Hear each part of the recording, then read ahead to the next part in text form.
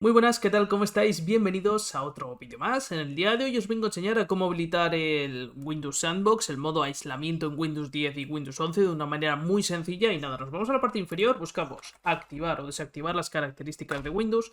Una vez que estemos aquí, nos vamos a la parte inferior y donde veamos aquí espacio aislado de Windows, habilitamos la pestañita y nos pedirá reiniciar. Una vez hayamos reiniciado el ordenador, pues muy sencillo, nos vamos a la parte inferior nuevamente y buscamos Windows Sandbox. Le damos aquí y como veis se me va a iniciar lo que va siendo ya el modo aislamiento, donde podéis testear vuestros programas, donde podéis testear X cosas, etcétera, etcétera, sin ningún tipo de peligro. Quiero recalcar que una vez que estemos aquí dentro ya, si instalamos un programa y queremos cerrarlo, como veis nos dice aquí que todo su contenido se descartará y se perderá de forma permanente. Así que nada, espero que os haya gustado el vídeo de hoy y nos vemos hasta el siguiente vídeo. Chao, chao.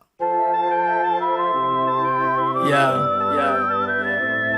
It's the little things in life that I enjoy, man. Can't make it. 1993.